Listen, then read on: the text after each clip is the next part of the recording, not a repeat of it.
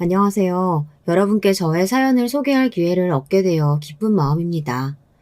어느 골목길 한 학생을 두고 여럿이 달려들어 괴롭히는 장면을 목격하신다면 여러분은 어떻게 하실 건가요?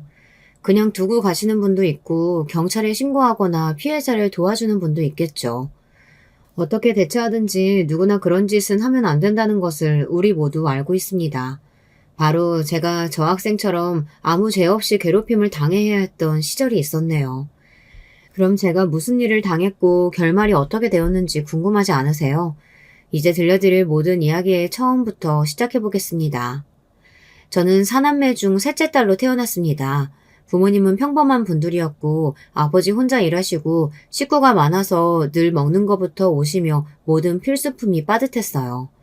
그렇다 보니 대학에 입학하는 것은 보통 큰 부담이 아니었습니다. 저는 충분히 서울 안에 있는 중위권 대학교에 갈 수능 성적이 나왔지만 전문대를 가야 했어요. 사실 저 빼고 다른 오빠들과 동생들은 적어도 4년제 대학교를 졸업했죠. 그런데 공부를 가장 잘하는 둘째 오빠가 유학을 가고자 했기에 도저히 저까지 대학을 가겠다고 말하지 못했어요. 부모님이 힘들어하실 게 눈에 뻔했기 때문에 전 고민 끝에 전문대에 전액 장학금을 받는 조건으로 입학하게 되었죠. 그렇지만 저는 제 학벌 때문에 발목 잡혀서 능력을 펼치지 못하는 그런 사람이 아니었습니다. 그만큼 더 극복하고 열심히 해서 전문 자격증을 취득하고 두 번의 이직 끝에 좋은 회사에 다니게 되었어요. 연봉도 높고 안정적인 회사에 다니면서 제 학벌에 대한 어떤 부끄러움도 없었죠. 오히려 그런 단점을 제 능력과 노력으로 극복한 것이 자랑스러웠어요. 그리고 제 입으로 말하기 좀 무안하지만 제 얼굴이 예쁜 편이었습니다. 따라다니는 남자들도 꽤 있었고 지금의 남편도 그렇게 따라다닌 남자 중 한 명이었죠. 지하철에서 어떤 남자가 뒤쫓아와서 저에게 급히 핸드폰을 빌려달라는 거예요. 무슨 일인지 모르겠지만 초면인 남자에게 그럴 수는 없어요. 저 우리 엄마가 아프신데 급히 연락을 드려야 해서 그래요. 한 번만 부탁드립니다. 이렇게 사정하는데 차마 모른 척을 할 수가 있어야죠. 그렇게 한 통의 전화를 마치고 저에게 핸드폰을 돌려주며 그는 환하게 웃으면서 또 보자고 인사를 했습니다. 그렇게 얻게 된 제 전화번호로 남자는 수시로 전화하고 문자를 하며 절 따라다녔죠. 낯선 남자를 못 믿겠어서 멀리했는데 알고 보니 신원도 확실하고 괜찮은 사람이었어요. 그렇게 약 1년간의 구애 끝에 전 드디어 그의 마음을 받아주고 결혼까지 약속하게 되었습니다. 처음 본 순간부터 난 당신 없이는 못 사는 사람이 되었어. 그러니 제발 나랑 결혼해줘. 당신을 반드시 행복하게 해줄게. 남편의 호기로운 자신감에 이끌려서 어쩌다 보니 전 결혼을 앞두게 되었어요. 그의 진실한 마음은 믿고 있지만 시댁 사람들은 그리 편하지 않더군요. 인사를 드리러 처음 시댁에 방문하게 되었습니다. 종로구에 살고 계신 시아버님 한 분뿐 아니라 남편보다 먼저 결혼한 위에 큰형님 내외 그리고 아래 남동생 내외가 기다리고 계셨죠. 시모는 2년 전쯤 뇌졸중을 앓으시다 세상을 뜨셨다고 해요. 다복한 형제들로 시댁 가족이 많은 가운데 저는 긴장이 좀 됐어요. 하지만 시부는 편안한 미소로 저를 맞이해 주셨어요. 점잖은 시아주버님과 명랑한 서방님들까지 남자분들은 다 좋아 보이셨습니다. 다만 위에 형님과 제 바로 아래 동서 두 사람은 절 맞이할 때부터 팔짱을 끼고 보고 있더군요. 함께 이런저런 대화를 하다 형님과 동서가 휴식을 준비한다며 부엌으로 갔습니다. 눈치가 보여서 저도 슬쩍 일어나서 부엌에 따라가 보았어요. 형님, 새로 와서 모르는 게 많은데 잘 봐주세요. 동서도 잘 부탁해요. 아까 얘기 들어보니까 그쪽에 나온 대학교가 어디라고요? 난 처음 들어봤는데. 다짜고짜 제 학교부터 걸고 넘어지는 형님은 인상도 말투도 무서웠습니다. 분명 함께 있을 때는 조용한 분이셨는데 여자들끼리 있으니 기가 세 보이더라고요. 아, 네. 3년제 전문대라서 아마 잘 모르실 거예요. 하지만 곧 대학원 석사과정도 하면서 부족한 공부 더 할 계획입니다. 등록금만 있으면 다 입학시켜주는 그런 석사가 무슨 소용이야. 시어머니가 돌아가시고 나서 집안 대소사는 다 내 마음대로 하니 앞으로 내 말만 잘 따르면 돼. 이게 무슨 일이지? 다짜고짜 반말하면서 형님은 제게 기싸움을 시작하는 것 같았습니다. 하지만 그렇게 강하게 찍어 누르는 기센 여자의 비위를 맞춰주고 싶지 않았어요. 저야 물론 형님과 사이좋게 지내고 싶죠. 하지만 그건 서로 간에 예의를 다할 때 가능한 거 아닐까요? 얘 봐라. 동서, 얘 하는 말 들었지? 전문대졸이라 그런지 사람 말을 잘 못 알아듣고 딸리나 봐. 그러게 말이에요. 이래서 사람은 배움이 중요한 법인데. 예비 형님, 우리 형님하고 저는 서울에서 4년제 대학 나왔다고요. 그리고 엄연히 집안 선배인데 그렇게 뻣뻣하게 굴면 되겠어요? 아, 그럼 동서랑 형님은 어디 서울대 연고대라도 나오셨나요? 두 여자는 아무 말도 하지 못했습니다. 이미 예비 신랑에게서 들어서 알고 있거든요. 둘의 출신 대학은 건국대랑 명지대라던가 그랬어요. 어쨌든 대놓고 학벌을 내세울 정도의 수준은 아니었기에 그들은 참 기가 찼습니다. 형님과 동서와 첫 대면은 좋지 않았지만 그래도 앞으로 사이좋게 풀어나가면 될 거라는 제 생각은 착각에 불과했습니다. 결혼하고 난 뒤 그들은 못된 시어머니보다 더 저를 괴롭혔거든요. 형님과 동서는 자기들끼리 똘똘 뭉쳐서 텃세를 심하게 부렸어요. 제 말은 듣는 둥 마는 둥 무시하기 일쑤였고 여학교에서 패거를 지어 몰려다니면서 한 명을 괴롭히는 딱 그런 애들처럼 굴었어요. 그런데 요즘 고졸이나 전문대 출신도 있나요? 우리 집도 그렇고 친정 쪽에도 모두 4년제 졸업한 사람들 뿐이에요. 바로 둘째 형님만 빼고 말이죠. 거기에 대고 뭐라고 해봤자 열등감이라 비웃을 것 같아 저는 아무 말도 안 했어요. 이렇게 모였다 하면 제 학력 이야기를 들먹이면서 저를 열받게 하는 게 늘 있었죠. 그런데요, 이때의 괴롭힘은 유치한 따돌림에 불과했습니다. 우리 부부의 경제적 수준이 높아지자 저를 대놓고 혐오하고 괴롭히는 수준도 높아졌어요. 저는 미혼 때부터 다니던 직장을 아들 낳고 키우는 지금까지 다니고 있고요. 경력이 오래되어서 연봉도 꽤 높은 편이에요. 회사가 안정적이라 비교적 정년까지 바라볼 수 있으니 그만둘 일은 없을 것 같아요. 그런데 형님은 결혼과 동시에 다니던 작은 회사를 관두고 전업주부로 있었어요. 딸 하나가 있었는데 애 학원비가 부족하다면서 식당에서 일하고 있답니다. 그것도 창피한지 비밀로 쉬쉬하다가 아주버님의 말실수로 알게 된 게 그리 오래되지 않았죠. 형님은 자존심이 상한지 우리 앞에서는 나 일하는 거? 내가 사고 싶은 반지가 있어서 아르바이트 삼아서 하는 일이야. 요즘 능력 있는 여자들이 집에서 노는 건 난 반대라고. 그 잘난 4년대 대학을 졸업해놓고 겨우 식당에서 일하는 건지. 식당에서 일하는 분들을 무시하는 게 아니라 저를 학벌로 무시하는 사람이 그러고 있으니 이런 생각이 들더라니까요. 동서도 형님처럼 전업주부니까 두 집 다 살림살이가 좀 팍팍한 느낌이에요. 그래서 결혼하고 지금까지 우리 부부는 맞벌이 한다는 이유로 시댁에 돈이 필요한 일은 죄 우리 몫으로 미루는 분위기입니다. 제사 때나 명절날 장 보는 돈은 전부 우리가 부담하고 시부가 병원 가서 검사비 등 목돈이 필요하면 저희가 드렸어요. 시부는 부동산을 좀 가진 자산가이긴 하지만 그래도 자식에게 이런 돈을 받고자 원하시는 편이라 상황이 그렇게 되어버렸네요. 사정은 답답하지만 그나마 좀 더 여유 있는 우리가 하는 것은 억울하지 않습니다. 그렇지만 그렇게 책임을 다하면 인정해주고 대우도 해주면 뭐라고 하겠나요. 오히려 우리가 집을 사고 연봉이 오를수록 점점 동서와 형님의 시기 질투가 심해지니 문제죠. 그들의 자격지심은 애들 용돈 문제에서 터지기 시작했습니다. 시집와서 초반에 형님네 딸 서연이는 어린아이여서 제가 자주 장난감을 사줬어요. 그리고 명절 때 시댁에서 보면 구정이든 추석이든 만날 때마다 용돈을 줬거든요. 형님은 얄밉지만 조카는 예쁘고 제가 워낙 아이들을 좋아했거든요. 그런데 막상 제 아들이 태어나고서 아주버님네 서방님네 그 누구도 우리만큼 챙겨주지 않았습니다. 서방님네야 아이가 없으니 생각이 짧을 수 있어요. 하지만 형님네는 우리가 조카한테 해준 것들이 있는데 그렇게 잎싹 씻고 있으니 참 보기 안 좋았죠. 우리 아들이 말문이 트일 무렵 큰아빠나 큰엄마가 자기 선물을 안 주니 어린아이 눈에도 이상했나 봐요.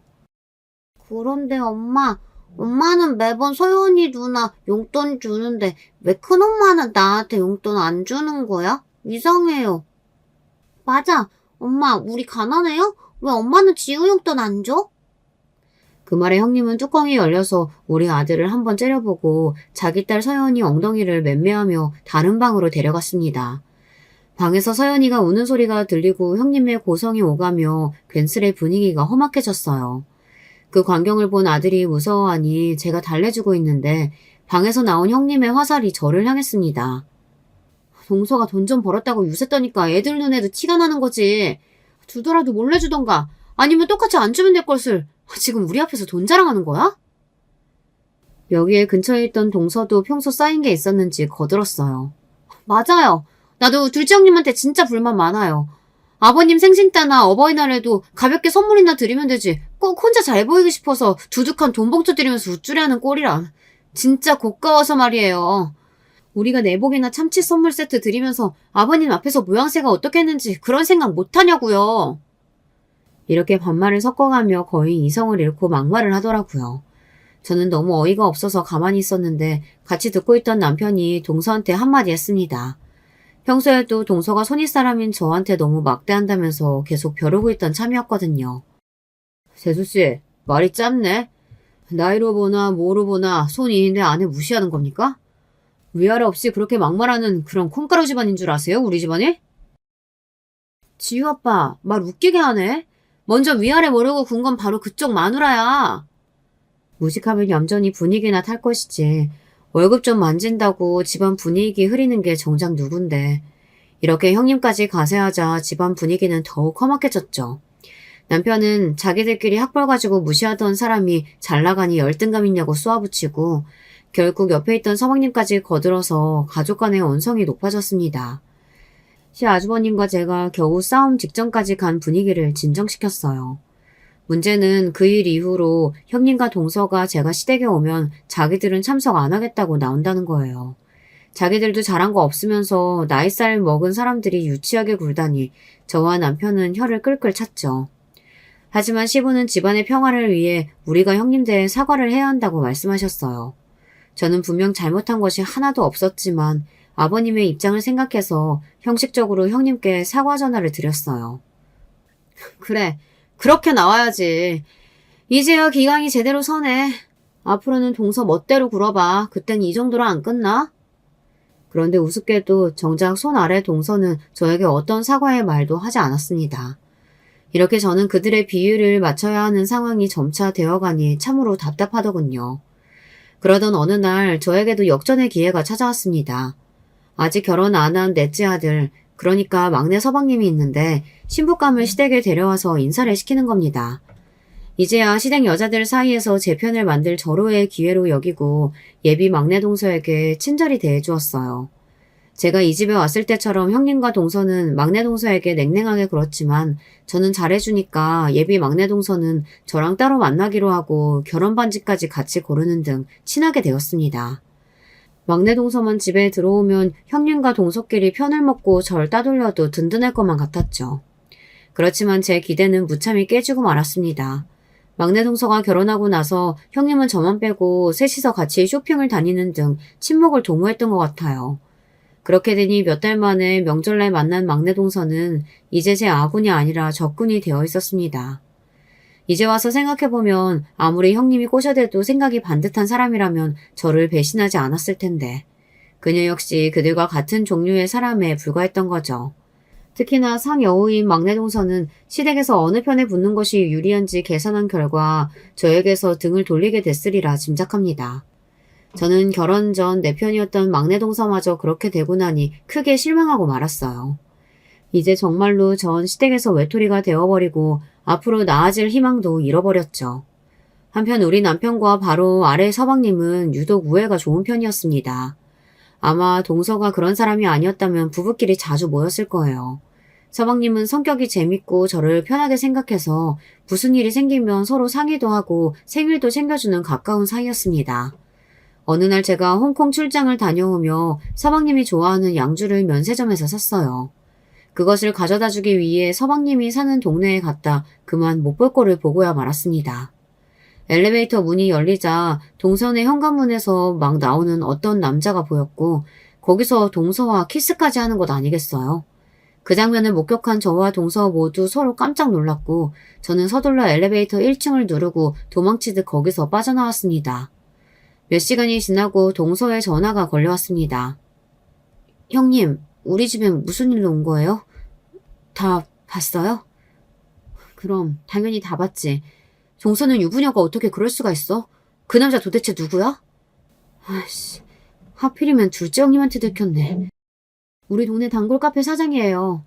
어쩌다 보니 외로운 사이끼리 가끔 정 나누는 것일 뿐 별스러운 사이는 아니에요. 뭐? 별스러워? 서방님도 그렇게 생각할까? 내가 본 것만 얘기해도 만약 형님이 내 남편한테 그 일 이야기하면 가만 안 둘 거야. 내가 못할 것 같아? 뭐 묻은 놈이 성낸다고 동서는 도리어 저에게 화를 내며 협박했습니다. 동서가 지금 나를 협박하는 거니? 고민 좀 해보고 내가 알아서 정할 거야. 동서는 조용히 입을 다무는 것이 좋을 거라며 끝까지 험악하게 나왔습니다. 하지만 저도 막상 서방님에게 그 일을 이야기하는 것이 고민되었어요. 그래서 남편에게 이 일을 이야기하고 같이 상의해 보았죠. 남편은 동생 성격상 앞뒤 생각 없이 이혼부터 할 거라며 섣불리 얘기하기보다는 좀 더 지켜보자고 그 관계를 끝낸다면 비밀로 하자고 했어요. 저도 남편의 말에 일리가 있다고 생각하고 일단은 함구하기로 했습니다. 그렇지만 그런 저의 마음을 모르는지 아래 동서는 그 일 이후로 더 저를 싫어했습니다. 아예 대놓고 형님 편에 서서 저를 괴롭히는 일에 앞장섰으니까요. 제가 그 여자들을 싫어하는 건 비단 저를 따돌리는 일만이 아닙니다. 그들 모두 하나같이 이른바 된장녀라고 할 만큼 사치스러운 여자들이었으니까요. 넉넉지 않은 경제 상황이면서 자기들끼리 모여서 한다는 말이 어느 명품 가방이 요즘 유행한다더라. 이번 그 연예인 비양이 하고 나온 귀걸이 봤냐. 어느 브랜드의 가격이 얼마다. 이런 시답지 않은 소리만 모여서 해댔어요. 그래서 전 그런 대화에 대체로 끼지 않고 듣고만 있었죠. 그런데 둘째양님은 패션에는 영 관심이 없으신가 보죠? 매번 옷도 입던 옷 그대로고 액세서리 하나 안 하신 것 같으니까. 가방끈은 짧지만 고상해 보이고 싶어하는 우리 동서는 패션에 관심 줄 시간이나 있으시겠어 어디? 돈이나 벌 생각으로 가득 찼겠지. 저도 여자고 꾸미고야 싶죠. 그렇지만 그런 비싼 걸 덮어놓고 사다 보면 돈은 언제 모으죠? 집은 또 언제 사시겠어요. 그래서 아끼다 보니 이렇게. 아, 그래서 둘째 형님은 집도 있고 주식도 있고 잘 사는 거네요. 우리 같은 사람들은 집이 없어서 뭐 전월세 산다 뭐 이런 얘기인가 봐. 큰형님, 지금 우리 완전히 깔보는 이야기인데요? 돈지랄하네 아주. 내가 옛날부터 동서한테 말했지. 괜히 깝죽거리지 말고 눈치 좀 챙기고 살라고. 그러니까 이렇게 사람들하고 어울리지 못하고 겉도는 거 아니야. 아우 재수없어. 동서들, 우리 찜질방이라도 갈까? 좋아요. 저도 여자예요. 예쁜 옷 좋아하고 미혼 때는 예쁘게 잘 꾸미고 다니면서 문 남성들을 설레게 했던 그런 잘 나가는 시절이 있었죠. 하지만 우리 힘으로 집도 사고 애도 가르치고 하려면 아끼는 수밖에 더 있나요? 그리 고생하고 아낀 돈으로 시부 챙겨드리고 조카들 용돈이며 다 선물해준 건데 그런 저를 찌질한 여자 취급하고 비아냥거리니 제 가슴은 피멍이 들어갔습니다. 학교폭력 당한 아이들이 학교 가기 싫은 그 심정처럼 저 역시 시댁의 발길을 끊고 그 여자들을 피해 숨어 지내고 싶어졌어요. 그러니까 남편은 그런 제가 이상해 보였나 봐요. 당신 이번 저녁 모임에도 빠지면 아버지가 크게 실망하실 거야. 왜 그러는 거야? 당신답지 않게 갈수록 집안일에 신경도 안 쓰고 조카들도 요즘 잘 안 챙기더라. 저는 제 속을 몰라주는 남편이 야속하기만 했습니다. 시시콜콜 남자들에게 말해봐야 뭐 어디 아나요. 여자들의 그 눈치 싸움을 둔한 남자들은 이해하지 못할 테니 남편에게 하소연도 하지 못하고 혼자 끙끙 앓기만 했죠. 아직도 형수님이 무서워서 그래?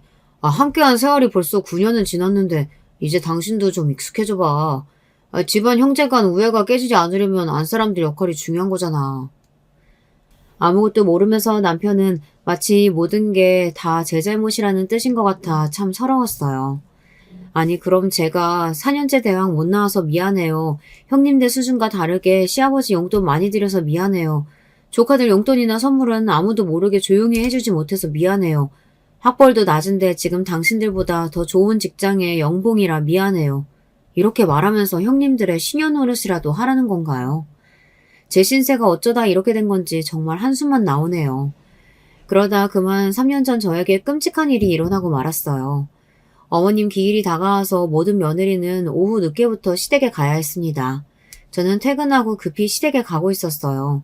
지하철에서 내리고 출구 앞에 나와보니 밖은 비가 억세게 쏟아지고 있는 것이었죠. 오늘 비 예보도 없었는데 일을 어쩐담? 우산이 없어서 나갈까 말까 머뭇거리고 있다가 그냥 뛰어가기 시작했어요.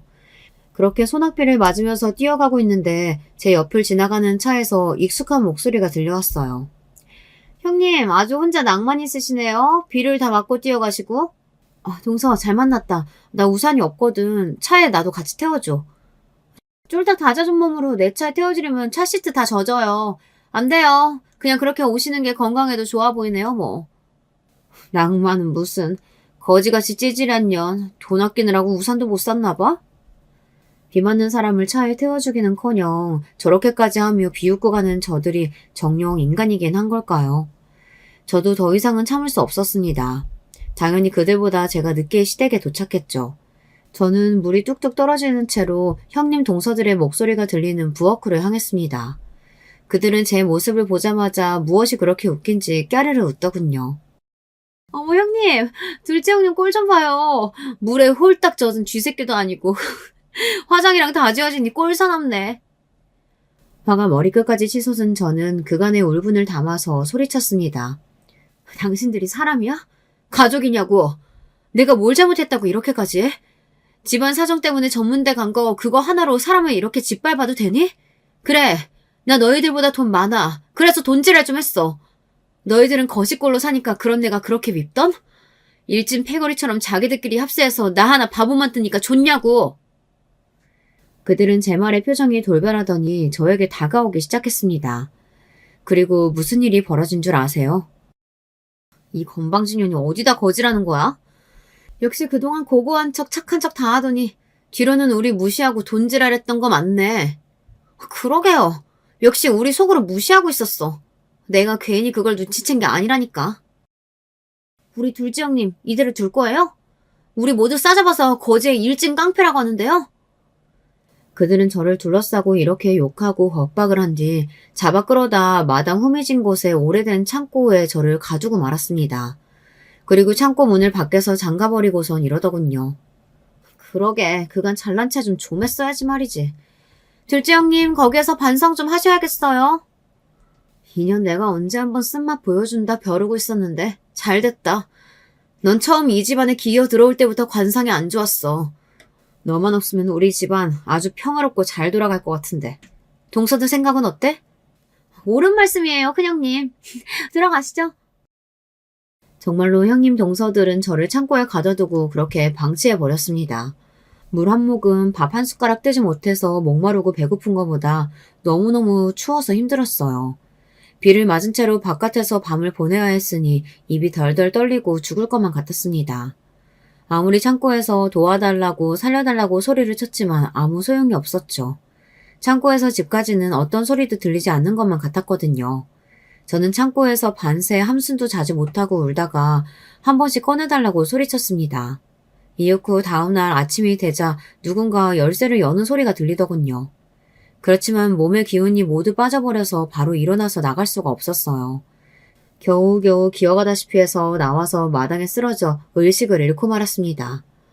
얼마나 지났을까 눈을 떠보니 저는 병원에 있었어요. 여보, 도대체 이게 어떻게 된 일이야? 왜 아버지 집 마당에 그런 모습으로 쓰러져 있던 건지 이해가 안 된다고. 설마 강도라도 당한 거니? 여보. 전 차마 말을 잇지 못하고 남편을 붙잡고 대성통곡을 했습니다. 그리고 울음이 좀 진정된 다음에 남편에게 그날 형님 동서들에게 당한 일을 털어놓았죠. 제 이야기를 들은 남편은 무슨 공포영화라도 본 듯이 경악을 금치 못했어요. 저 역시 제가 당한 일이 현실인지 가물거릴 정도였으니 당연한 반응이었겠죠. 병원에서 검사한 결과 몸에 이상은 없었고 저체온증과 몸살로 3일 정도 치료받다가 퇴원했습니다. 남편이 제 이야기를 듣고 득달같이 형님 동서들에게 갈 줄 알았지만 의외로 아무런 행동도 취하지 않더군요. 대신 한 번씩 골똘히 생각에 잠겨있기도 하고 또 누군가와 오랫동안 통화를 하기도 했습니다. 저기 지난번에 말했던 시댁에서 당한 일 말이야. 그래, 당신은 이제 그만 그 일 잊고 잘 지내고 있어. 내가 다 알아서 할 테니까. 알았지? 남편은 아주 단호하게 그 일을 잊으라 했기에 전 내심 서운했습니다. 그들의 사과도 받고 싶었고 남편이 저를 위해 그들에게 욕이라도 할 줄 알았기 때문이죠. 그런데 퇴원하는 날 형님의 전화가 왔습니다. 동서 병원에 입원했었다면서? 아니, 어머님 기일에 시댁에는 오지도 않고 무슨 일 있었어? 형님은 저들이 제게 했던 짓은 없었다는 듯 이렇게 시치미를 떼는 겁니다. 형님, 지금 무슨 말씀하시는 거예요? 형님이 나를 창고에 가둬놓고 그것도 밤새 그 덕분에 병원 신세까지 지게 된 거 지금 모른단 말씀이신가요? 나는 자기랑 잘 지내고 싶은데 이렇게 동서가 자꾸 나를 이상한 사람으로 만드니까 내 마음이 좀 그렇다. 모든 일 다 잊고 잘 지내야 할 거 아냐. 우리는 죽을 때까지 형님 동서지간 가족처럼 지낼 사이인데 말이지. 형님은 나에게 협박의 전화를 걸었던 것입니다. 자신들이 한 더러운 행적을 가족들에게 밝히지 말라는 협박. 그런데 마지막 말이 저를 두려움에 떨게 만들었습니다. 저는 평생 저렇게 악마 같은 여자들에게 당하면서 살아야 하는 것일까요? 그랬다면 저는 이렇게 여러분께 제 사연을 당당히 소개하지 못했을 겁니다. 계속 바보 멍청이같이 당하기만 했다면 말이죠. 바로 든든한 남편과 제가 미처 몰랐던 숨은 조력자 이 두 사람이 제 복수를 톡톡히 해주었어요. 그럼 남편이 해준 그 신박한 이야기를 이제 여러분께 들려드릴게요. 남편은 형님 동서들에게 연락해서 요즘 아내가 이상해져서 상의 드릴 일이 있다고 불러모았답니다. 그것도 허세스러운 여자들이 좋아할 만한 청담동 한 술집에서요. 역시나 그들은 강남의 화려한 인테리어를 자랑하는 술집에 들어서자마자 눈이 휘둥그레지고 자기들이 뭐라도 됐냥 사진 찍고 무척 좋아했다더군요. 남편은 그들의 비위를 맞춰주고자 비싼 양주를 시켜서 취하도록 먹이고 나서 이런 이야기를 털어놓기 시작했습니다. 아, 형수님, 그리고 재수씨, 요즘 저 미치겠어요. 진짜 이혼하고 싶어 죽겠다고요. 아내가 실성한 사람처럼 이상한 소리만 늘어놓고 지난번 어머님 기일에도 연락도 절로 갖추라고 말이죠. 이 여자 바람이라도 난 거 아닐까요? 남편은 아무것도 모르는 척 그들을 떠보니 처음에는 남편이 불려서 경계하던 그들은 이내 안심하고 떠들어댔습니다. 하긴 둘째 형님이 지난번부터 좀 이상하긴 했어요. 난 그냥 여자의 촉이라서 혼자 넘어갔었는데 다른 분들은 어땠어요? 맞아. 나도 둘째 형님한테 남자가 생긴 거 아닌가 눈치채고 있었지. 서방님, 내가 이런 말씀 안 드리려고 했는데 서방님께서 우리 믿고 이렇게 좋은 자리까지 마련해 주셨으니 특별한 비밀 얘기 하나 해드릴게요. 비릿한 웃음을 짓고 형님은 남편에게 잊지도 않은 제 불륜 사실을 사실인 양 이야기했다네요. 그리고 그 불륜 이야기는 사실 첫째 동서의 것이었어요. 이미 저는 남편에게만 첫째 동서의 불륜 장면을 목격했던 이야기를 했던 터라 남편은 속으로 비웃었다고 합니다. 하지만 그들의 말을 믿는 척 연기하기 시작했죠. 이 못된 년, 나를 두고 그런 짓이나 하고 다니다니. 못 살겠어. 형수님, 나 그 여자에게 복수하고 싶어요. 그냥 조용히 이혼 못 해주겠다고요. 걱정 마세요. 이미 우리가 한번 복수해줬으니까. 어머님 기일날 둘째 형님이 어디로 사라졌었는지 아세요? 사실은요. 멍청하게도 첫째 동서는 자기들이 제게 한 일을 술술 털어놓았습니다. 그리고 거기에 가세해서 형님은 말했어요. 우리가 친해지고 한 배를 탔으니 하는 말인데 사방님, 사실 나 학창시절에 좀 놀았어. 일진의 여왕, 우두머리. 그래서 애들 꽤나 괴롭히고 다녔거든. 사방님 아내 괴롭힐 방법은 100가지나 되니까 내가 앞으로도 사방님 복수해줄게요. 감사합니다, 여러분. 자, 그럼 우리 앞날을 위해 건배하시죠. 남편은 이렇게 그들을 안심시켰습니다. 왜냐하면 처음부터 남편은 그들의 모든 이야기를 녹음기에 담았으니까요. 그 녹음기를 돌려주면서 남편은 제 앞에 무릎을 꿇었습니다. 당신이 나랑 결혼해서 이런 일까지 당하게 해서 정말 미안해. 이러려고 죽자 사자 당신 쫓아다녀서 결혼한 게 아닌데 괜한 고생만 시켰네. 대신 그동안 당신이 당했던 일들 그 여자들에게 2배로 돌려줄 테니까 조금만 기다려줘. 복수도 복수지만 소갈이 했었는데 당신이 이렇게 내 고통 알아주고 위로해줘서 고마워요. 당신이 당한 일은 나만 아는 게 아니야. 사실 우리 아버지도 알고 계셔. 이렇게 남편은 뜻밖의 일을 이야기해 주었어요. 남편은 형님 동서의 이야기를 담은 녹음기를 들고 폭로하고자 시부를 찾아뵈었다고 합니다. 아니, 네가 어쩐 일로 갑자기 집에 왔냐? 그리고 둘째 며느리는 별일 없이 잘 지내고 있는지 모르겠구나. 지난번 아내 기일에 오지 않아서 걱정했는데. 아버지, 형수님과 재수씨들이 우리 집사람에 대해 아무것도 말 안 하던가요? 시부는 모르는 눈치인 것 같아서 그날 당했던 일뿐만 아니라 그동안 그들이 저를 괴롭히고 따돌렸던 일을 모두 말씀드렸습니다. 그런데 가만히 듣고 계시던 시부가 한 가지 고백을 털어놓았습니다. 둘째야, 그 녹음기 들려주지 않아도 괜찮단다.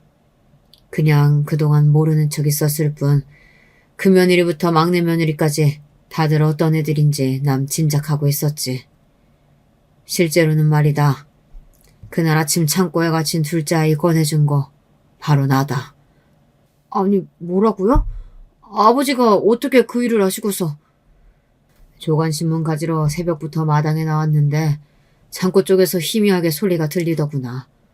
그렇지만 신경 쓰지 않았지. 그곳은 몇 년간 사용하지 않은 공간이었으니까. 그런데 집에 들어가서 큰며느리랑 막내 며느리 둘이서 쏙닥거리는 소리를 들었다. 그런데 둘째 형님 이제 꺼내줘야 하지 않아요?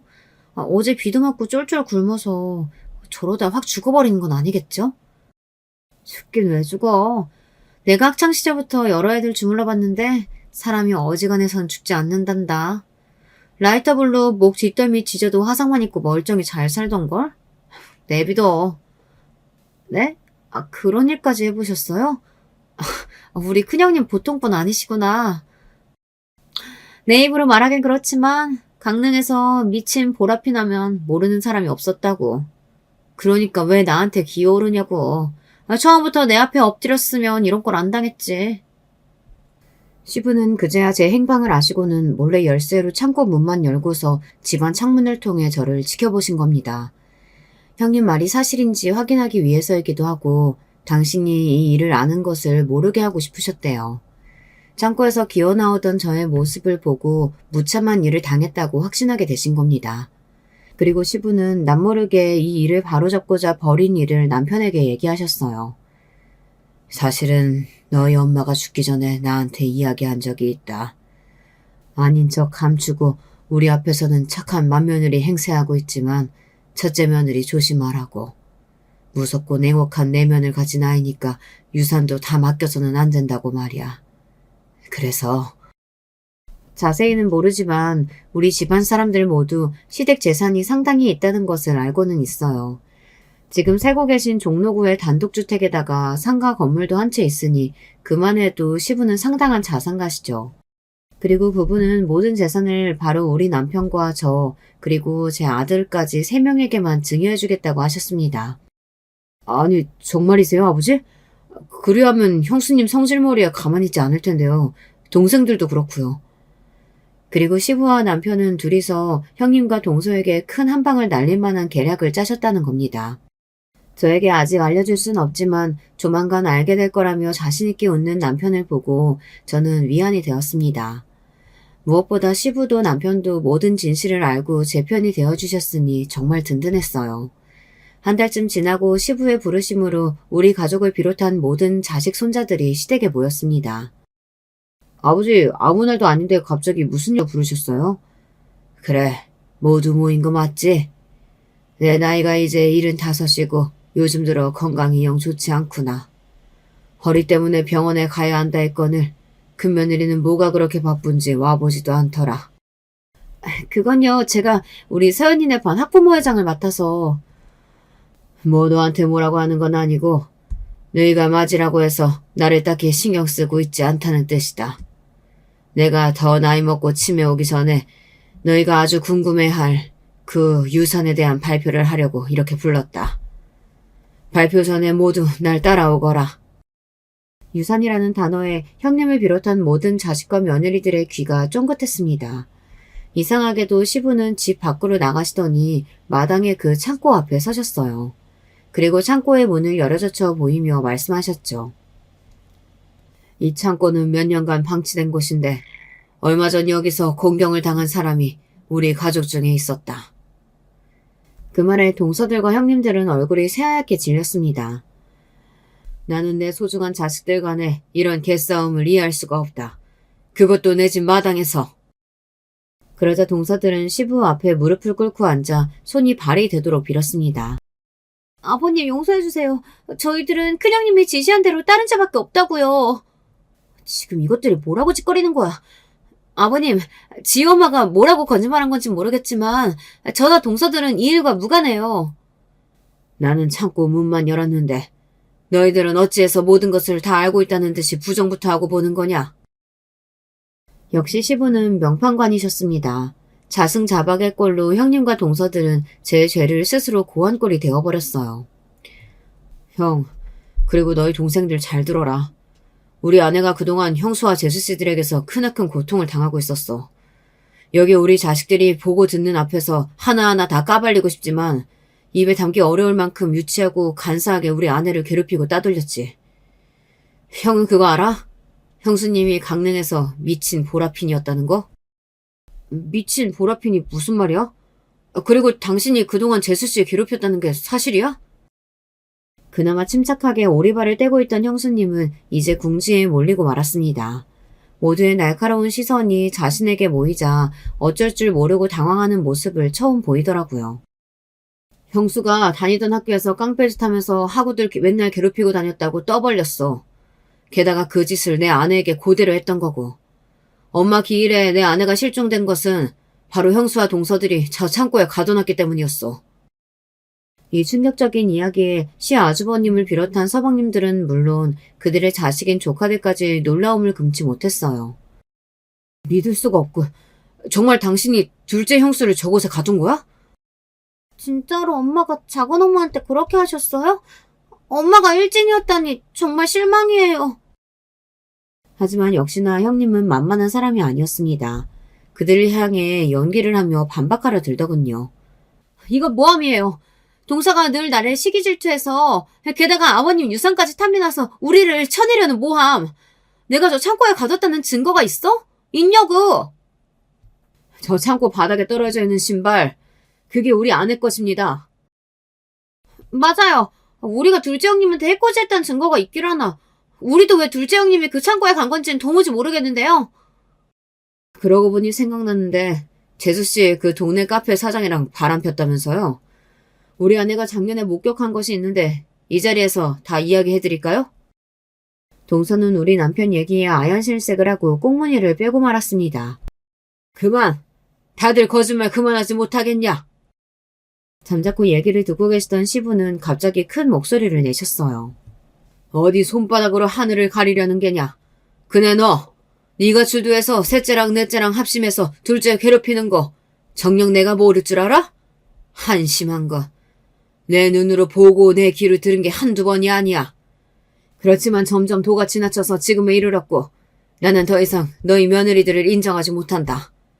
그래서 내 예산 중에서 이 집을 제외한 모든 부동산을 둘째 며느리에게 증여할 생각이다. 아니, 아버님은 재산 대부분을 남편도 아니고 저에게 주신다니요. 이 이야기는 모두를 놀라게 했고 남편과 저 역시 처음 듣는 것이었습니다. 아버지, 말도 안 돼요. 우리 아내들이 잘못한 건 인정합니다. 그렇지만 유산까지 형수님에게 주실 필요는... 시끄럽다. 내 재산이고 상속이 아닌 증여로 둘째 며느리에게 주겠다고 이미 세무사와 다 얘기해놨어. 지켜보니 그나마 경제적인 개념도 섰고 재산도 많이 불린 재주는 모두 둘째에게 있더구나. 너희들이 반성하고 앞으로 잘하는 모습을 보인다면 또 모르지. 둘째 며느리가 일부를 너희에게 떼어줄지도. 내 발표는 이것이 전부고 되돌릴 수 없으니 모두 돌아가라. 시부는 모두를 물리시고 그렇게 집으로 들어가 버리셨습니다. 남은 자식들은 혼란의 소용돌이 속에 서 있었어요. 자신들의 추악한 죄가 밝혀진 데다 유산을 잃은 슬픔까지 마당에 털썩 주저앉아 통곡하는 동서부터 얼음처럼 그대로 서서 가만히 있는 형님까지 이렇게 형님과 동서들은 제대로 응징을 당하고 말았죠. 그날 발표하신 시부의 말씀은 그냥 말씀하신 것이 아니었습니다. 정말로 시부는 모든 세금 등의 절차를 마무리한 뒤 제 이름으로 부동산 명의를 이전해 주셨습니다. 아버님, 제가 이 큰 재산을 받아도 되는 건지 모르겠어요. 어떻게 저를 이렇게까지 믿어주실 수 있는 거예요? 몇 년 동안 다 지켜봤다. 우리 집안에서 제일 멀쩡하고 내 재산 잘 지켜줄 사람은 너 하나뿐이더구나. 현명하게 잘 관리하고 또 필요할 때 형제들에게 나눠줄 거라 믿는다. 저에게 재산을 주신 것보다 저를 알아봐 주신 그 마음에 감동해서 시부 앞에서 한참을 울었습니다. 그리고 아버님의 뜻에 어긋남이 없도록 상가 건물을 잘 관리하고 그 수익은 통장 하나를 새로 만들어서 그곳에 차곡차곡 모았습니다. 갑자기 돈이 많이 생겼다고 해서 제가 낭비를 하거나 돈을 흥청망청 쓰는 일을 경계했죠. 저는 이렇게 행복한 결말을 맞았지만 그럼 다른 사람들은 어떻게 되었냐고요? 저를 앞장서서 괴롭혔던 형님은 그야말로 자기 가족들에게서 외면당하고 말았죠. 형님네 딸 서연이는 중학생으로 한참 예민한 사춘기의 중학생이에요. 초등학교 시절 나쁜 친구들에게 괴롭힘 당했던 적이 있었는데 바로 자신의 엄마가 그들과 같은 사람이라는 걸 알고 충격이 컸던 모양이에요. 그날 이후로 방문을 걸어 잠그고 엄마와 대화조차 섞지 않으려고 들었습니다.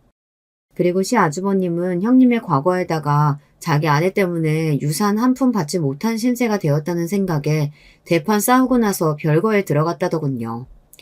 정확히 말하면 시아주버님과 조카가 등을 돌려서 형님이 집에서 나가 친정집에 얹혀 살고 있다고 들었어요. 하지만 형님이 시아주버님과 다시 합칠 가능성은 거의 없어 보이니 결국은 이혼하고 말겠죠. 그런가 하면 몇 달도 안 돼서 이혼해버린 탓에 다시 보지 못하게 된 동서도 있어요. 카페 사장과 불륜한 것이 알려지자 서방님은 곧바로 첫째 동서에게 이혼을 요구했습니다. 불륜이 아니어도 그간 시댁에서 벌인 짓들에 대해 실망이 컸던 서방님은 자식도 없는 마당에 이혼이 두렵지 않았을 것 같네요. 그리고 서방님은 폭로의 그날 뒤 저를 찾아와서 직접 사과까지 하셨습니다. 형수님, 정말 죄송합니다. 저는 형수님이 저를 도와주셨던 부분도 있고 해서 늘 존경하고 따랐는데 정작 제 마누라는 형수님께 그런 짓을 하다니 용서하기 힘드시겠죠. 그 사람이랑 갈라설 거니까 이제 만날 일 없으실 거예요. 저도 잘한 짓은 없지만 그래도 천천히 용서해 주시리라 믿고 싶습니다. 서방님은 저에게 살가운 남동생 같은 사이였고 그의 아내가 저지른 것은 서방님과 무관한 일이잖아요. 저는 서방님께 개의치 말고 앞으로도 잘 지내자고 격려해 주었어요. 그리고 저를 찾아와서는 석고대죄를 한 동서도 있었습니다. 바로 막내 동서죠. 막내 동서가 나한테 무슨 일이야? 형님, 제가 이렇게 바닥에서 100번, 아니 1000번이라도 절 올릴게요. 저 좀 살려주세요. 남편도 형들처럼 저랑 갈라서고 싶다고 해요. 우리 애가 이제 겨우 3살인데 어떻게 헤어지겠어요. 남편이랑 매일 부부싸움도 하고 난리도 아니에요. 지난번에는 저 뺨까지 칠 뻔했다니까요. 동서가 한 짓이 오죽하면 착한 막내 서방님이 그러겠어. 겨우 뺨 갖고 이 난리야? 날 밤새 창고에 가둬둔 동서의 얼굴이 난 아직도 잊혀지지가 않아. 그러니까요. 제가 잘못했어요. 그래도 우리는 좋았던 시절이 있었지 않아요? 저 결혼하기 전에 형님이랑 따로 얼굴도 보고 결혼 반지도 직접 골라주셨잖아요. 그랬던 사이로 우리 다시 돌아가봐요. 저 앞으로 잘할게요. 글쎄, 나도 동서가 들어와서 내 편이 되어주길 바랬던 적도 있었지. 그래서 그들에게 돌아선 동서에게 더 서운했던 것 같아. 아직 나한테 용서를 바라진 마. 이제 그만 가. 저는 매몰차게 막내 동서를 내보냈습니다. 그녀는 큰형님부터 셋째까지 가정이 파탄난 것을 보니 무서웠던 게죠. 막내 동서는 지금까지 저에게 문자와 전화로 용서를 빌고 있습니다. 여러분, 과연 저는 하나 남은 막내 동서를 용서해야 할까요? 가끔은 저 하나로 인해 남편의 형제들 모든 부부가 사이가 깨진 것 같아서 죄송스러운 마음이 들더라고요. 그래서 막내만은 잘 지냈으면 하는 바람도 있습니다. 그렇지만 솔직히 아직 용서가 안 되는 것도 사실이에요. 하지만 결국 언젠가는 제가 용서해야 할까요? 지난 설에 시아주버님과 조카 서연이만 시댁에 방문했습니다. 그리고 서연이는 전에 없이 저를 쭈뼛대고 서먹해 했죠. 저는 그런 서연이를 따로 데리고 나가서 햄버거를 사주면서 그랬습니다. 서연아, 너희 엄마가 나한테 한 일들은 서연이하고는 하나도 상관이 없어. 나는 우리 서연이가 아직도 너무 예쁘고 사랑스러워. 우리 처음 만났을 때 서연이가 3살쯤 되었을까? 미끄럼틀 사줘서 고맙다고 내 볼에 뽀뽀도 해줬었잖아. 난 그런 서연이를 아직도 기억하고 또 아끼고 있어. 가뜩이나 엄마 없어서 힘들 텐데 뭐든지 필요한 거 이 작은 엄마한테 부탁해. 너 대학 등록금이랑 결혼할 때 혼수도 다 작은 엄마가 해줄 거야. 서연이는 먹고 있던 햄버거를 내려놓고 말없이 눈물을 흘렸어요. 그 어린 것이 얼마나 마음고생이 심했으면 그럴까. 저는 한참을 토닥이며 달래주었습니다. 조카에게 해준 말은 빈말이 아니었습니다. 실제로 시부가 물려주신 부동산에서 나오는 임대료를 관리한 돈으로 나중에 우리 조카들 대학 등록금이나 큰일 앞두고 필요한 때마다 목돈을 줄 계획이에요. 그리고 이 계획을 말씀드리자 시부는 감탄하며 저에게 잘 부탁한다고 말씀하셨어요. 이번 일을 겪으면서 남편은 더욱 저를 신뢰하고 우리 가족 사이가 돈독해졌습니다. 엄마, 바보같이 그런 일 참지 말라고요. 내가 태권도 유단자인데 앞으로 누가 괴롭히면 아들한테 제일 먼저 일러요? 이렇게 말하는 든든하게 자란 아들도 있으니까요. 저는 세상 부러울 것 없는 행복한 여자입니다. 아무리 부조리함이 판치는 세상이지만 권성징악이 살아 숨쉬고 있었어요. 제가 그 산 증인 아니겠습니까? 그러니까 여러분 주위에도 아무 이유 없이 사람을 괴롭히는 악인들은 꼭 언젠간 더 큰 벌을 받을 거라고 믿어주세요. 아직 막내 동서를 용서해야 할지 판단이 안 서기는 했지만 그래도 좋은 결말로 잘 끝나겠죠. 이제 제가 준비한 이야기는 끝이 났습니다. 잘 들어주신 구독자 여러분께 감사드려요. 무탈하고 행복한 하루 되시길 바랍니다. 안녕히 계세요. 저는 이혼 가정에서 자라났어요. 친정 아빠가 바람을 피우셨는데 친정 엄마는 그걸 용서하지 못하셨을 뿐더러 심지어 맞바람을 피우셨어요. 가정의 파탄이었죠. 그런데 그 고통을 지나온 제가 어째서 바람을 피우는 남편과 만나게 되었는지 정말 미치고 환장할 노릇이었습니다. 남편하고 결혼한 계기는 둘러댈 것 없이 임신 때문이었어요. 3년간의 연애가 이어지던 도중에 갑작스럽게 생명이 찾아왔던 거였죠. 둘 다 당장 결혼해도 전혀 이상하지 않을 적당히 나이가 찰 대로 찬 입장이었기 때문에 3년 열을 만나온 만큼 은연중에 결혼을 머릿속에 그리고 있었어요. 적어도 저는 그렇게 생각을 해왔었고요. 남편 역시도 지나가는 말로 자주 우리가 결혼하고 나면 일하는 가정을 자주 했었습니다. 그래서 임신을 알게 된 직후 당연히 결혼으로 생각이 저는 귀결이 되었고 남편 또한 흔쾌히 그러리라 예상했었어요. 수줍게 사실을 알린 저는 곧 남편의 표정이 굉장히 아리송하다는 걸 눈치챌 수 있었죠. 왜 그렇게 놀란 표정이야? 무슨 귀신이라도 본 것처럼 얼굴이 창백해졌잖아. 임신? 그거 내 아이 맞지? 맞으면 우리 어떻게 해야 하는 거야? 결혼해야 하는 거야? 와, 세상에 무슨 이런 일이. 너무 갑작스러운데? 나 진짜 살면서 이렇게 당황한 적은 처음이다.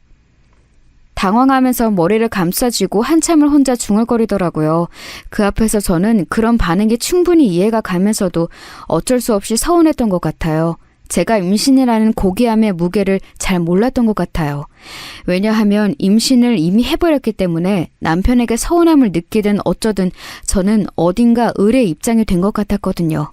마치 남편에게 책임 좀 져달라고 숙이고 들어가는 느낌이었다고나 할까요?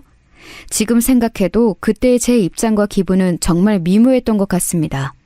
임신 문제에 있어서는 아주 신중하고 또 더욱 조심했어야 했던 거예요.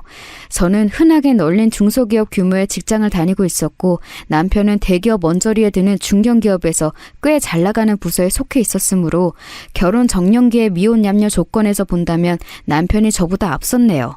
저보다 연봉이 당연히 훨씬 높았어요.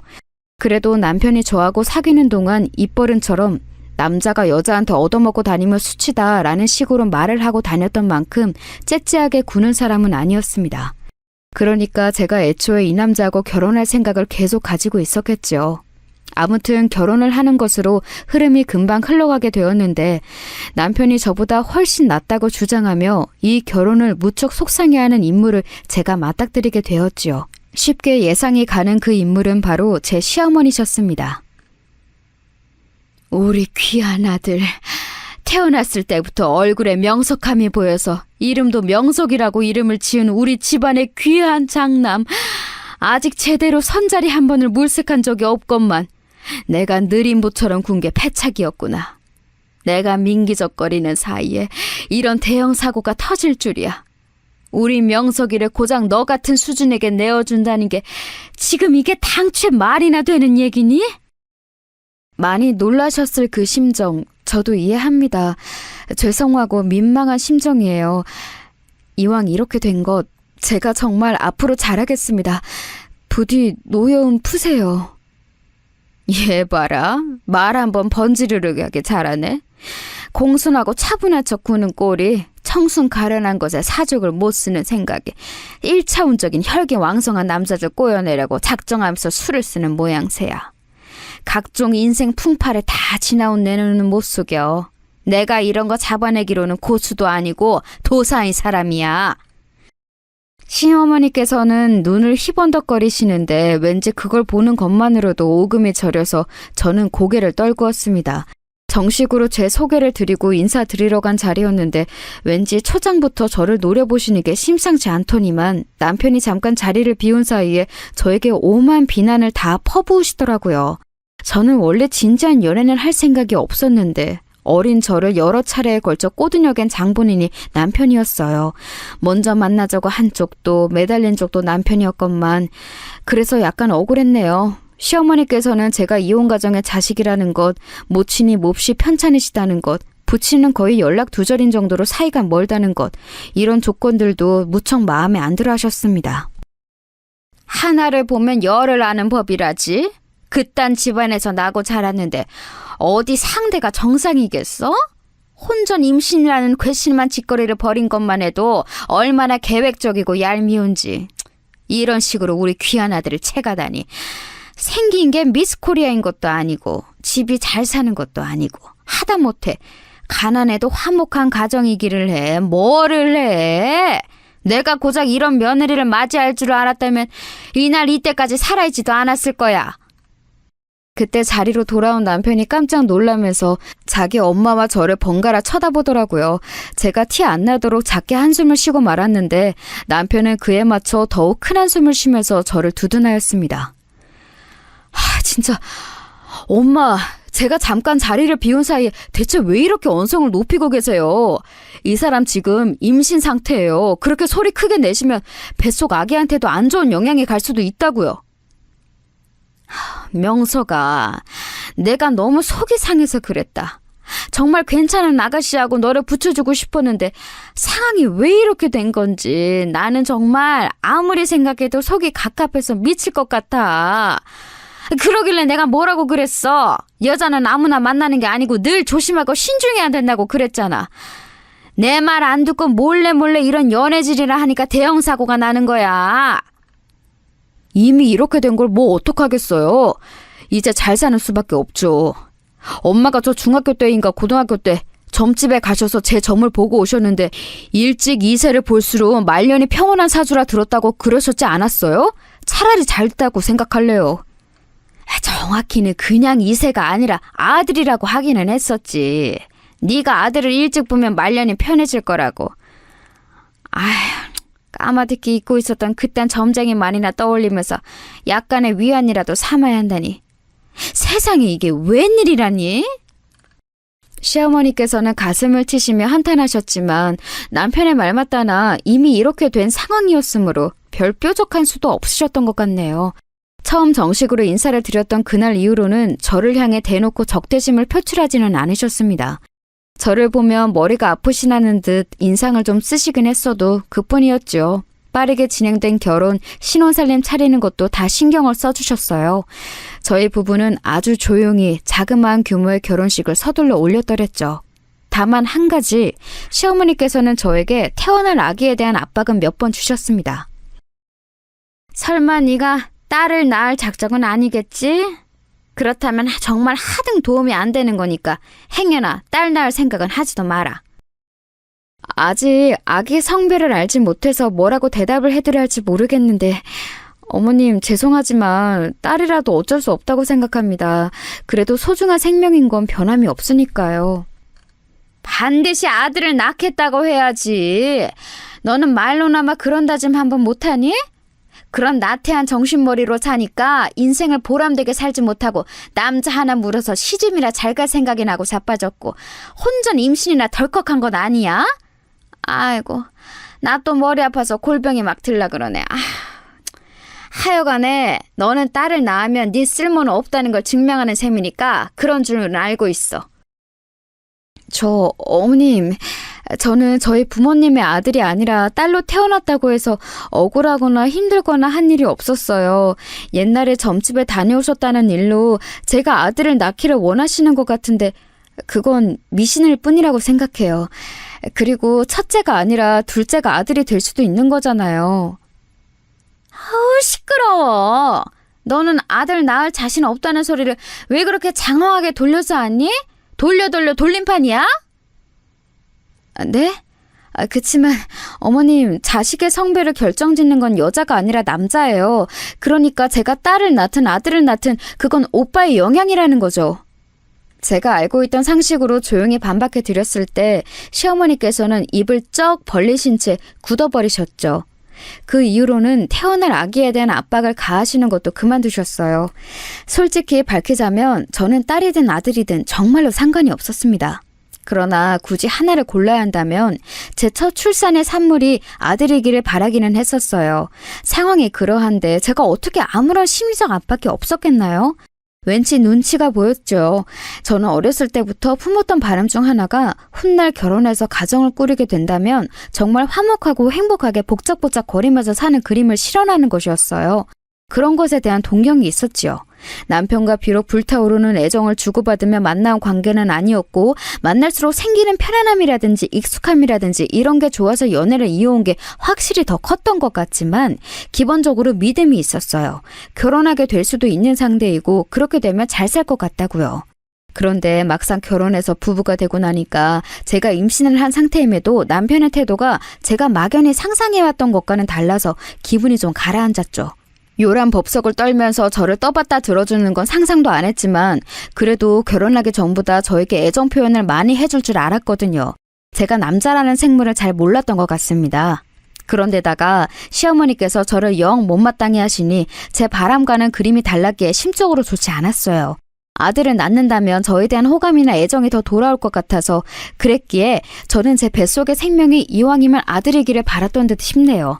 병원에 갈 때마다 공교롭게도 아기의 자세가 미묘해서 판별이 어려웠기에 다른 산모들보다 제가 아기 성별을 늦게 알았어요. 그리고 몹시 당황했다가 이내 마음을 고쳐먹고 세상 누구보다도 이 생명을 위해주겠다는 다짐을 했죠. 여보, 오늘 드디어 우리 아기 성별을 듣고 왔는데 딸이라고 하네? 핑크가 잘 어울릴 것 같다는 말을 들었거든. 뭐? 딸이라고? 우리 엄마가 하도 손녀 말고 손자 타령을 하셔서 그런가. 나도 은연중에 아들이 태어날 거라고 예상했었는데. 딸이라니? 나는 오히려 좋은데? 나도 딸바보 아빠 이런 거 해볼 수 있겠다. 아들 키우는 것보다 딸 키우는 게 더 재미있을 것 같아. 그치? 나도 귀여운 공주님처럼 꾸며주고 이것저것 예쁜 것들도 얼른 사주고 싶어. 엄마하고 딸하고 사이좋게 친구처럼 지내는 거, 나 그런 거 해볼래. 내가 그렇게 살고 싶으니까. 속으로 내심 떨렸는데 남편이 반색을 해줘서 제 마음이 편안해졌습니다.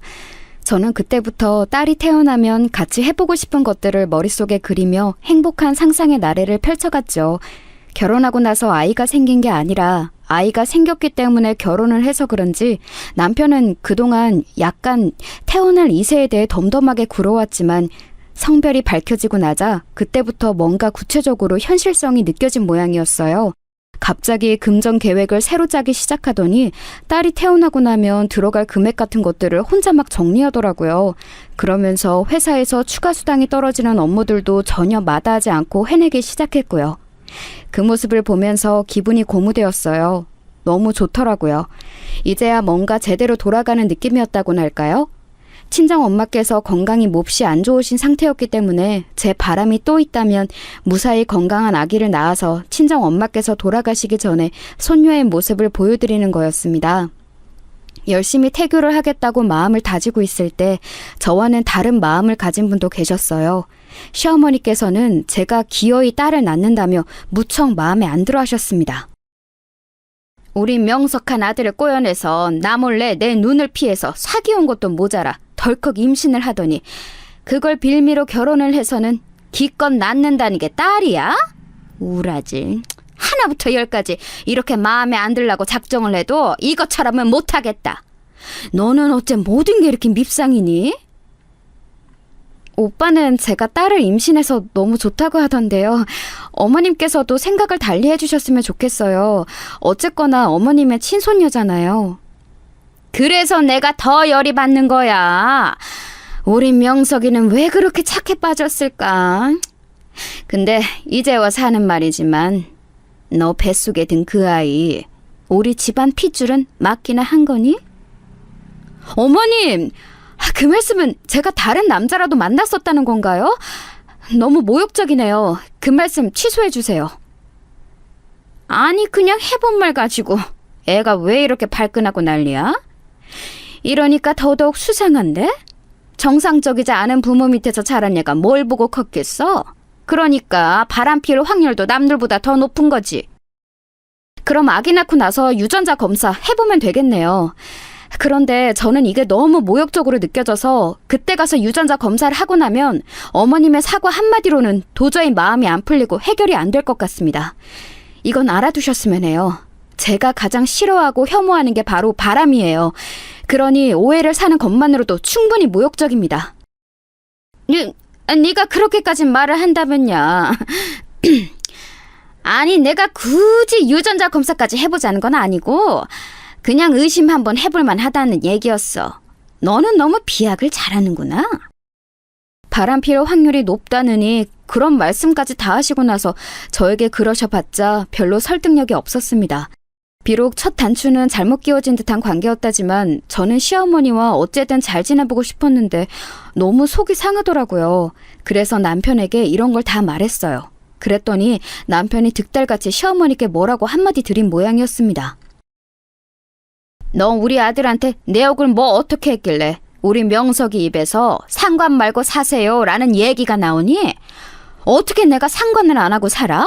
네가 뭔데 우리 모자 사이를 이간질하려고 들어?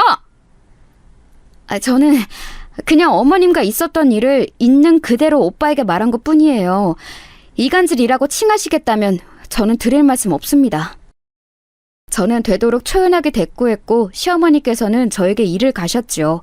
아이를 낳고 나면 그리고 시간이 지나면 결국 언젠가는 가족이라는 이름 하에 봉합이 되리라고 막연한 그런 희망을 품으며 저는 시어머니께 잘 보이려고 애쓰는 마음을 일단 접어두었어요. 막바지 태교에나 힘썼죠. 저희 딸은 갓난아기였을 적에는 너무 작기만 해서 누굴 더 닮았나 그런 것도 없었지만 딱 하나 분명한 거, 남편하고 인매가 비슷했습니다. 남편도 태어난 아기를 보자마자 자기를 닮았다고 느꼈고요. 그러니 시어머니께서는 하실 말씀이 없었죠. 그리고 저희 딸 태어난 지 100일 되는 날을 딱 일주일 앞두고 친정엄마께서는 돌아가셨습니다. 그래서 100일 잔치는 생략했어요. 시어머니께서 무척 툴툴거리셨죠. 참나, 100일 잔치가 무산돼서 그런가. 이제서야 간신히 정 좀 붙여보려고 했던 손녀가 다시금 멀어지는구나. 엄마, 요즘에는 100일 잔치 어차피 거의 안 하는 추세예요. 회사 사람들도 애 낳으면 돌잔치만 하지 100일 잔치는 안 하더라고요. 그나마 남편이 민망해하면서 그런 식으로 무마라도 해줘서 다행이었습니다. 친정엄마는 저에게 애증의 대상이셨어요. 엄마와 딸의 관계란 대체 무엇인지 알아도 알 수 없는 관계 같습니다. 그런 분이 돌아가시자 저는 우울했고 시어머니께서 그렇게 툴툴거리셨던 태도가 가슴에 남아서 그때부터는 정이란 게 좀 떨어졌네요. 친정엄마께서 돌아가시고 나서 저는 친정아빠하고 연락을 주기적으로 하기 시작했습니다. 그전에는 사실 서로가 살아있다는 것만 아는 정도였던 것 같아요. 친정엄마께서 세상을 떠나시며 그것을 계기로 연락을 주고받기 시작했던 거예요. 왠지 어색한 부녀 사이였지만 별것 아닌 오늘 날씨 좋다느니 행복한 하루 보내라느니 하는 짧은 안부 카톡을 주고받는 게 나쁘지는 않았습니다. 하지만 그런 일상도 곧 깨어지고 말았습니다. 언제부터였을까요? 남편이 은근히 꾸미고 다닌다는 인상을 받기 시작했었어요. 여보, 원래 출근할 때 머리 손질은 따로 안 하지 않았었어? 대충 말리고 모양 깔끔한지만 확인하고 늘 그렇게 출근했던 것 같은데 가만 보니까 요새는 머리에 뭘 바르네? 바르는 건 언제 샀던 거야? 나보고 마트 가서 장 볼 때 사오라 하지 않고 직접 사다니 별일이네. 나 원래 머리 손질에 관심 많았는데? 몰랐어? 그동안 당신이 잘못 봤던 거야. 나 원래 이런 거에 신경 쓰는 편이야. 그래? 하긴 우리 연애할 때 종종 머리에 힘준 거 몇 번 보긴 했었다. 아 맞다, 내일 소아과 가는 거 야간 진료로 가야 할 것 같아. 요즘에 대기가 너무 많아서 낮에는 못 가겠어. 여보, 혹시 일찍 퇴근하면 같이 갈래? 병원 갔다가 저녁 먹고 들어오면 되잖아. 아니, 됐어. 그럼 내일 저녁에 당신 일정이 있단 소리네? 잘 됐다. 나도 회식 있어. 먹고 들어올게. 당신도 느긋하게 볼일 봐. 여자의 직감인지는 몰라도 참 이상하게 느껴지더라고요. 하루 전인데 갑자기 다음날 회식이 있다고 말을 하는 것도 이상했고 저나 아기나 뭘 하든 자기는 별 관심이 없다는 투로 제 귀에는 들렸습니다. 묘하게 찜찜하여서 마음에 담아뒀었는데 얼마 후 제가 새벽 중에 남편의 휴대폰을 보게 되었어요. 일부러 작정하고 뭘 뒤져보려고 한 건 아니었습니다. 자정이 넘은 시각에 아기가 울고 보채고 자꾸 칭얼거려서 제가 어르고 달래던 중이었어요. 참고로 저희 아기는 통잠이라는 걸 안 잤기 때문에 제가 낮이고 밤이고 새벽이고 가리지 않고 계속 품에 안아들어야 했는데 남편이 도와준 적은 맹세코 단 한 번도 없었습니다. 아기 울음소리가 들려도 못 들은 척 눈을 감기 대장이었거든요. 왜 이렇게 내가 애를 혼자 낳아서 키우는 것 같지? 부부가 둘이서 함께 한다는 느낌이 전혀 없어. 맨날 집에 늦게 와서도 휴대폰이나 들여다보다가 잠들어 버리고. 근데 휴대폰으로 뭐 그렇게 볼 게 있고 할 게 있다고 그러는 걸까? 아기를 간신히 재우며 피곤한 생각을 하던 저는 남편의 휴대폰 화면이 켜져 있다는 걸 발견했어요. 잠들기 직전까지 휴대폰을 한 탓에 화면이 아직 자동으로 꺼지지 않은 상태였죠. 그때 저는 별 생각 없이 이번 달 신용카드로 결제 혜택을 뭐 받았나 보려고 남편의 휴대폰을 한번 봤습니다. 생활비 카드가 남편 것이어서 신용카드를 관리하는 게 그 휴대폰에 있었거든요. 그런데 제가 마치 운명과 같은 실수를 하고 말았습니다. 농협 앱을 누른다는 게 그만 같은 초록색인 스타벅스 앱을 눌러버린 거예요. 스타벅스에서 커피를 사 마시면 그만큼 쿠폰이 쌓이는데 그게 메인 화면에서 바로 보였습니다. 그리고 저는 이상한 점을 발견했죠. 회사 근처에 저가 커피가 많아서 스타벅스는 갈 일이 없을 사람인데 왜 이렇게 이용이 많아서 무료 쿠폰 발행이 많이 되었을까? 혹시 부서에 커피라도 쌌나? 이상한 것 같아서 내역을 눌러봤습니다. 그리고 저는 그 야심한 새벽에 온몸이 소름이 돋는 경험을 하게 되었어요. 사용처는 저희 집 근처도 회사 근처도 아니고 시댁 근처도 아닌 완전히 다른 동네였습니다. 그런데 늘 일정하게 그곳을 들렀는데 시간대가 평일 퇴근 직후 주말 오전이 대부분이더군요. 게다가 주문한 음료는 항상 2잔이었으며 그중 한 잔은 언제나 기본 아메리카노 커피였고요. 그리고 나머지 한 잔은 녹차 음료나 초코 음료였습니다. 그런데 남편은 우유 들어간 음료를 별로 안 즐겨요. 그래서 녹차, 초코 이런 거 절대 안 마십니다. 연애 때부터 봐와서 제가 잘 알았어요. 그럼 기본 커피를 제외한 나머지 한 잔의 주인공은 누구였단 말인가요? 문자, 카톡 통화 내역을 보는 동안 심장이 두근거렸습니다. 하지만 거기서는 별다른 이상한 걸 찾지 못하였어요. 그러나 의심이 싹을 틔우자 걷잡을 수가 없더군요. 남편이 출근 준비를 하면서 혼자 희죽거리거나 잘 안 하고 다니던 넥타이를 찾는 모습에 자꾸만 나쁜 생각이 들었어요. 그러다가 저는 아주 어이없는 지점에서 진실을 알게 되었습니다. 바로 시어머니와의 통화에서요. 어머님, 제가 최근에 먼저 연락을 못 드려서 죄송해요. 아기가 자꾸 열이 올랐다 내렸다 하는 통에 제가 좀 정신이 없었네요. 너에게 애당초 기대도 안 했으니 죄송할 것 없어. 근데 우리 손녀가 엄마를 잘못 만나서 세상에 태어나자마자 고생을 하는 것 같아서 나는 그게 마음이 아프네. 네? 어머님, 굳이 따지자면 엄마보다 아빠를 잘못 만나지 않았을까요?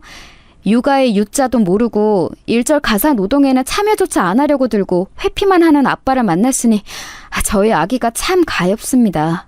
엄마로서 제가 아기한테 미안해요. 아기가 문제가 있어서 평일에는 늦게까지 휴대폰이나 하다가 잠들고 주말에는 지인들하고 약속 있다면서 허구한 날 나가버리는 아빠를 만나야 했단 말인가요?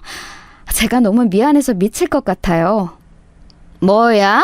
너 말 다 했니?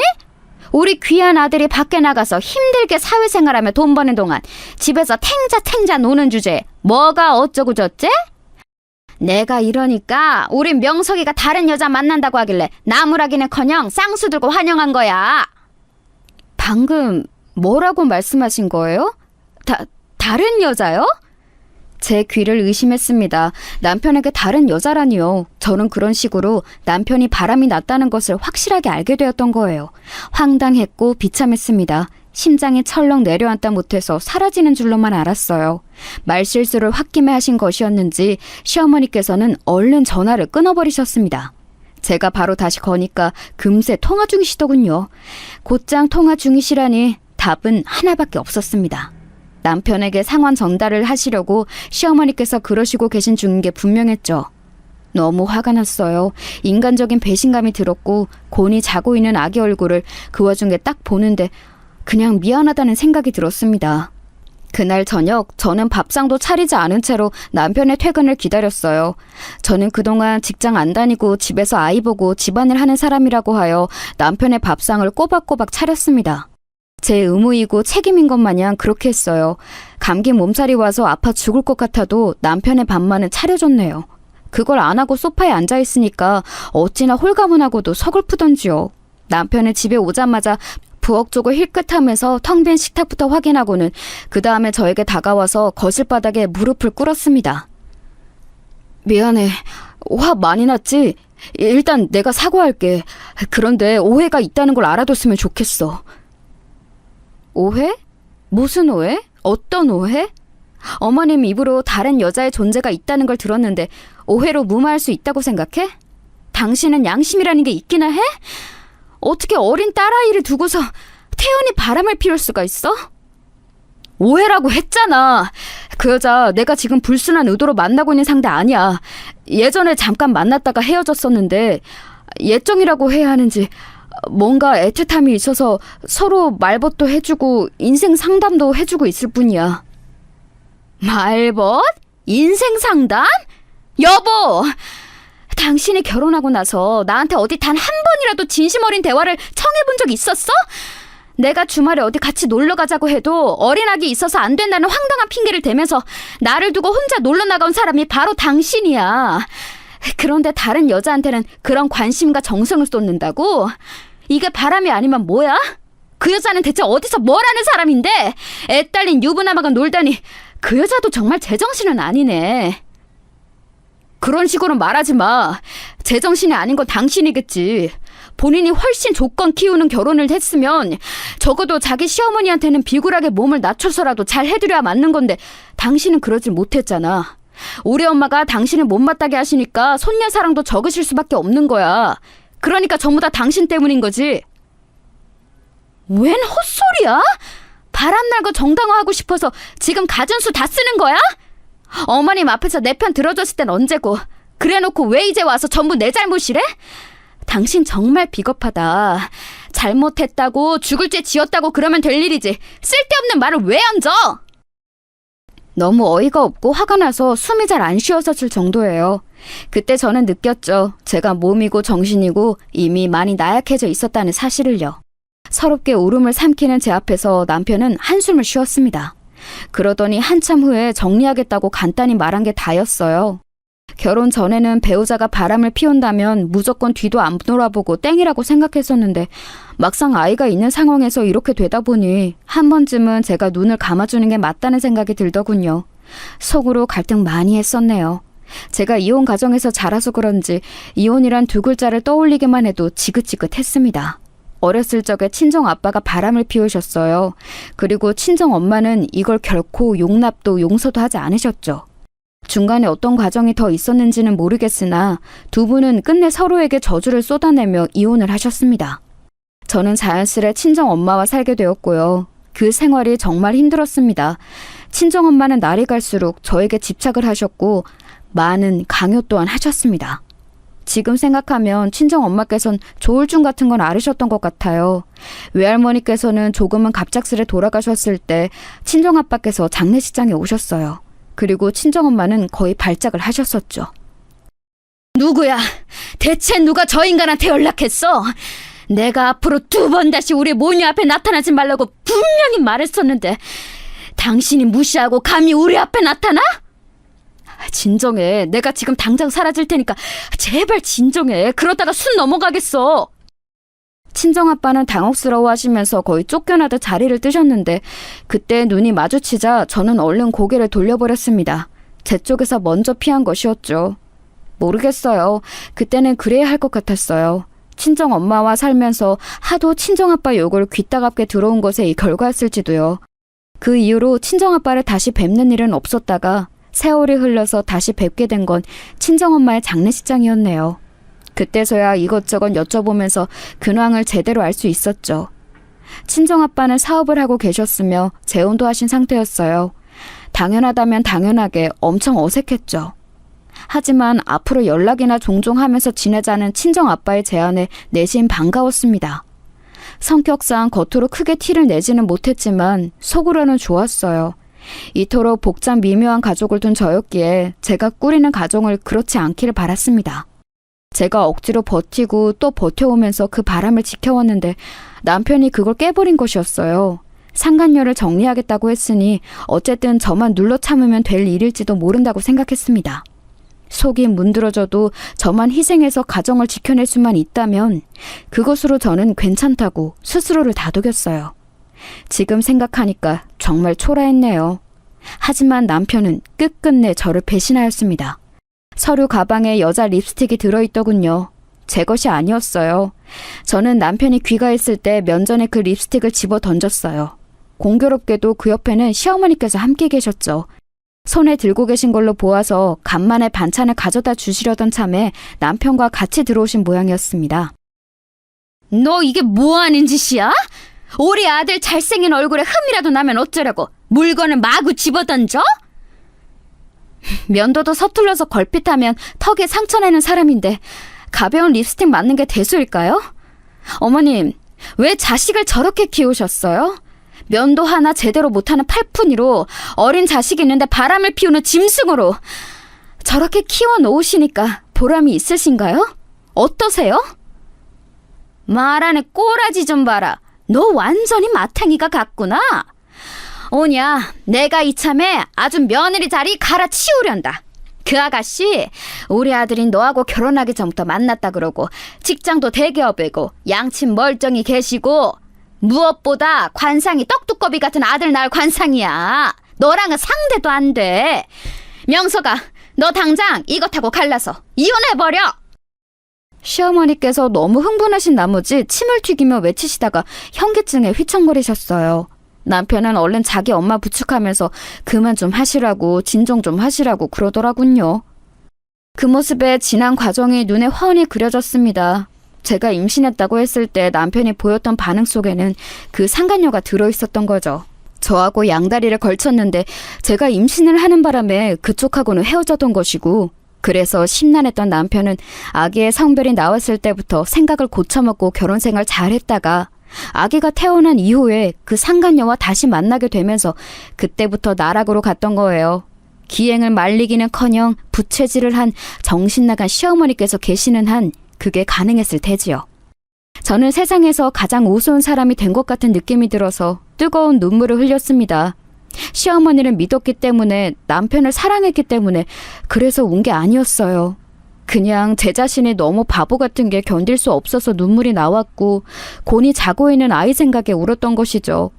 그런데 그걸 잘못 받아들인 것인지 시어머니께서는 저를 보며 혀를 끌끌 차셨는데 그 눈빛이 마치 그래봤자 떠난 남자만 못 잡는다 라고 말씀하시는 것 같았습니다. 그러더니 남편의 부축을 받으면서 가버리셨어요. 시어머니를 모셔다 드리고 금세 올 줄 알았던 남편은 바로 안 돌아왔습니다. 기분이 정말 말도 못하게 더러웠는데 그 와중에 친정아빠의 카톡이 왔어요. 좋은 저녁 보내라는 짧은 글자를 보자마자 저도 모르게 전화를 걸고 말았습니다. 여보세요? 지금 나한테 전화가 온 거 맞지? 혹시 실수로 통화 버튼 누른 거라면 나는 괜찮으니까 바로 끊어도 돼. 아니에요, 아빠. 저 아빠한테 전화 걸고 싶어서 건 거예요. 그냥 대화할 상대가 너무 필요한데 아무도 없어서요. 혹시 지금 시간 괜찮으세요? 그럼 시간 괜찮고 말고 나 상관 말고 네가 하고 싶은 얘기 있으면 다 해. 얼마든지 들어줄게.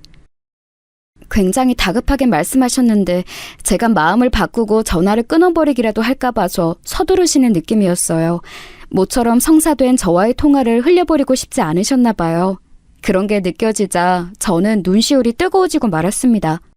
그 다음부터는 무슨 정신으로 어떻게 지난 제 이야기를 친정 아빠께 털어놓았는지도 모르겠어요. 그냥 막 떨리는 입술 사이로 정신없이 오만 이야기가 쏟아져 나갔던 것 같아요. 친정 엄마와의 애증 강했던 관계이며 시어머니 때문에 겪은 고충과 믿었던 남편의 바람까지 전부 다요. 친정 아빠께서는 이따금씩 작은 한숨을 내쉬셨을 뿐 도중에 끊는 법 한 번 없이 차분하게 제 모든 이야기를 다 들어주셨습니다. 말을 마치고 나니까 그제야 민망함이 스스로 올라오더라고요. 친정 아빠께서 어떤 반응을 보이실지도 걱정이 되었고요. 그런데 저는 상상도 못했던 친정 아빠의 대답을 듣고 말았습니다.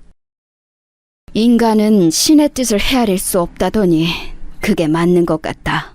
설마 내가 겪고 있는 상황과 네가 겪고 있는 상황이 맞물려서 가장 시기적절한 때를 만들어낼 줄은 네 이야기를 듣기 전까지는 몰랐거든. 그게 무슨 말씀이세요? 목소리가 왠지 가라앉으신 것 같은데 혹시 아빠도 무슨 일이 있으신 거예요? 그래, 사실 나는 재혼한 사람과 지금 이혼을 앞두고 있어. 성격 차이 때문에 불화를 오래 겪어왔기에 예견되어 있던 수순이었지. 굳이 내가 지금에 와서야 이혼을 하는 것은 내가 살 날이 얼마 안 남았기 때문이고 그 사람이 진정으로 나를 사랑한 적이 없다는 확신이 들었기 때문에 내 재산을 주고 싶지 않아서야. 그 사람은 내가 왜 불리한 조건으로 이혼을 해준다는지 그 이유를 알지 못하지. 잠깐만요. 저 지금 너무 혼란스러워요. 아빠가 곧 돌아가신다고요? 저는 아빠하고 연락하며 지낸 지 오래되지도 않았는데 이제서야 이렇게 긴 통화도 처음 하게 되었는데 돌아가신다니요? 안 돼요. 그러면 저는 진짜 이 세상에서 혼자란 말이에요. 너에겐 네 피부치가 있어서 다행이란 생각이 그래서 든다. 그리고 재산이 얼마인지 묻지도 않고 나 죽을 거 걱정하는 걸 보니 너는 하나뿐인 내 친자식이며 내가 세상에 남기고 가는 유일하게 의미 있는 족적이라는 생각 또한 드는구나. 자세한 건 주말에 만나서 나눴으면 하는데 시간 좀 내주렴. 나는 내가 시한부라는 사실을 알았던 그 순간부터 너와 네 엄마에게 속죄하는 심정으로 내가 읽은 모든 재산은 너에게 주기로 마음먹었단다. 그 이야기를 너와 만나서 자세하게 해주고 싶구나. 이건 꿈에서조차 그려본 적 없는 상황이었어요. 도저히 실감이 안 나서 저는 집에 돌아온 남편을 보면서도 화를 내는 걸 잊어버렸고 친정 아빠를 주말에 만나서 이야기를 듣는 동안에도 멍하게 있었습니다. 친정 아빠의 재산 목록을 보자 더욱 그럴 수밖에 없어졌지요. 만약에 누가 이런 상황을 겪기 전에 저에게 와서 네 친부가 엄청난 갑부이고 그 재산을 너에게 물려주기로 했다고 말을 한다면 저는 웃기지 말라고 했을 거예요. 이게 말이나 되는 상황인가요? 믿기지 않아서 저는 태어나서 처음으로 제 뺨을 스스로 세게 몇 대 쳐보기까지 했습니다. 그런데 진짜 아프더라고요. 아파서 웃음이 나는 건 처음이었네요. 내가 한 번도 너에게 아빠 노릇을 제대로 해본 적 없지만 떠나는 마당에 뭐라도 안겨줄 수 있어서 다행이구나. 부디 행복하게 너 자신을 위해서 살아라. 그게 이 부족한 아빠의 처음이자 마지막 바람이야. 그럴게요. 반드시 그렇게 살게요. 하늘에서 엄마와 함께 지켜봐 주세요. 친정 아빠께서는 저와 서로의 이야기를 나눈 지 딱 3개월 뒤에 하늘나라로 떠나셨습니다. 알고 있던 이별이었음에도 미친 듯이 눈물이 나더라고요. 주체할 수 없을 정도로요. 그리고 제가 친정 아빠의 마지막 날들을 지키며 아기까지 데리고 병원 생활을 하는 동안 시어머니와 남편이라는 작자들은 단 한 번도 저에게 빈말이 남아 괜찮냐고 물어오지 않았습니다. 마치 제가 정신없는 이때가 아주 좋은 기회라고 여기는 듯 되려 저하고 쓱 멀어지더군요. 저는 그렇다 칩니다. 그런데 아기마저 무시하는 건 무슨 정신나간 처사인가요? 갈수록 바닥만 보여주는 작자들에게 저는 치가 떨렸네요. 심지어는 친정 아빠의 장례식장에 오지도 않았습니다. 집에서도 보이지 않고 전화도 안 받고 카톡도 안 보는 남편에게 저는 오만정이 다 떨어져 버렸죠. 이악 물고 친정 아빠의 영정 앞에서 재차 맹세했어요. 저를 위해서 살겠다고 말이에요. 장례식장에서 저는 친정 아빠께서 남기고 가신 인맥들을 접할 수 있었어요. 거의 다 전문직 종사자들이셨는데 전부 다 저에게 명함을 주시더군요. 친정 아빠께서 어떻게 살아오셨는지 세세한 게 그제서야 궁금해졌는데 장본인에게 질문할 수가 없으니 가슴이 허했습니다. 있는 체력 없는 체력 다 끌어서 끝마친 친정 아빠의 장례식. 곤히 잠든 아기까지 등에 업고 집에 돌아왔을 때 저는 심장이 철렁했어요. 신발장에 젊은 여자 구두가 있었고 시어머니의 신발도 보였습니다. 조심스레 현관에서 가까운 작은 옷방에 아기를 눕혀두고 저는 거실로 향했죠. TV 앞에 앉아서 좋은 시간을 보내고 있던 시어머니, 남편, 그리고 상간녀가 어리둥절한 눈으로 저를 동시에 쳐다봤습니다. 남편이 입가에 묻은 튀김가루를 털면서 말을 하더군요. 당신 벌써 왔어? 내일 오는 거 아니었어? 그런 줄 알았는데? 오랜만이다. 이 짐승 같은 놈이 연락 두절이더니 이렇게 얼굴 보기가 원래는 쉬운 거였구나. 저기 그쪽은 누구세요? 혹시 양친 멀쩡히 계시고 대기업에 종사하시며 이 망할 놈하고 옛날에 만났었다가 지금은 뻔뻔한 상간녀이신 그분이신가요? 저는 곧바로 상간녀를 저격했습니다. 딱 봐도 제 또래인 그 상간녀, 얼굴만 보면 평범한 인상이라서 더욱 소름 끼쳤어요. 차라리 여우 같은 인상이거나 섹시한 여자였다면 기분이 덜 나빴을지도 모르겠네요. 너무 평범해서 기분이 더럽더군요. 그런 주제에 애딸린 유부남과 놀아난다는 게 황당할 따름이었습니다. 상간녀가 헛기침을 하면서 슬쩍 고개를 피하는 모습도 너무 얄미웠는데 제가 인상을 확 쓰니까 그때 시어머니께서 나셔섰죠. 이제 이쪽은 우리 집안 새며느리가 될 사람이고 너는 나갈 사람인데 굳이 얼굴 붉혀서야 되겠니? 너도 눈치가 있다면 이혼하자는 분위기인 거 알 거 아니야. 우리가 괜히 네 아비 장례식에 안 갔겠어? 이게 다 너에게 여지를 안 남겨주려고 네가 혹시 미련 가질까 봐 우리가 냉정하게 군 거지. 너무 섭섭해 말아라. 너는 원래부터 잘못 끼워진 단추였을 뿐이야. 이제 모든 게 제자리를 찾아간다고 생각을 해. 한 가지 궁금한 게 있는데요. 그런 말씀하시면 스스로 안 부끄러우세요? 안 민망하세요? 나이를 허투루 먹었다고 스스로 광고하시는 꼴인데 뻔뻔하게 말씀 잘하시는 거 보니까 신기하네요. 이런 독특한 엄마 정도는 돼야 우유부단하고 정신 빠진 아들놈 낳아서 키우는가 봅니다. 뭐야? 말 다 했어? 신랄하게 비꼬는 거 보니까 너는 역시나 글러먹었어. 애 생각해서 상식 전에 양육비는 매달 보내주기로 했다. 감지덕지하면서 애 잘 키우고 살아라. 행여나 돈 관리 못해서 우리한테 구질구질하게 매달릴 생각은 애당초 말고. 알았니? 저희 아빠 돌아가셨다는데 연락 안 되는 꼬라지 때문에 제가 기가 막혀서. 안 그래도 지인분께 부탁드려서 이혼서를 준비했어요. 마침 상간녀까지 다 모인 마당에 당장 여기에다가 도장받고 싶네요. 저는 그렇게 말하며 가방을 뒤져 서류 파일을 꺼냈습니다. 이혼 서류 정말로 준비하고 있었거든요. 그걸 보자 남편은 당황한 표정을 했어요. 그래서 더욱 꼴배기가 싫었습니다. 제가 코웃음을 쳤더니 시어머니께서 발끈하시며 남편을 채근하셨고 그 덕분에 저는 바로 도장을 받아낼 수 있었어요. 그 다음부터는 이제 친정아빠의 이혼을 맡으시기도 했던 어느 변호사분의 도움을 받을 작정이었습니다. 없는 품위를 찾으며 계속 고개를 돌리고 있는 상간녀, 복잡한 표정의 남편, 표독스러운 시어머니 얼굴까지 천천히 둘러본 제가 씩 웃으며 말했어요. 속이 다 시원하네. 앞으로 댁들이나 나한테 구질구질하게 매달릴 생각하지 마세요. 어차피 차차 알게 되어버릴 테니까 미리 밝히자면 돌아가신 우리 아빠 나한테 남기고 간 유산만 70억이에요. 어디 감히 누구 앞에서 양육비니 돈 관리니 이딴 소리를 들먹여? 별 희한한 코미디를 다 보겠네, 참나. 70억이라니? 당신 그게 무슨 말이야? 장인 어른께서 사업하셨단 말만 얼핏 들었을 뿐 재력가라는 얘기는 나 못 들었었는데? 이제 와서 장인 어른이라고? 스스로 민망해할 줄도 모르는 건 모전자전이구나. 2번 다시 나한테 연락하지 마. 할 얘기 있으면 변호사 통해서 해. 내일 날 박는 대로 변호사 연락 받을 테니까. 알았어? 애 딸린 남자한테 끌리는 정신병자 같은 저 여자하고 새 출발해서 잘 살아. 성격 지저분한 네 엄마 간수는 잘하는 게 좋을 거야. 이혼 2번은 좀 너무 그렇잖아? 저는 피식 웃으며 돌아섰고 제 물건 몇 가지만 얼른 챙겨서 아기 데리고 집을 나왔습니다.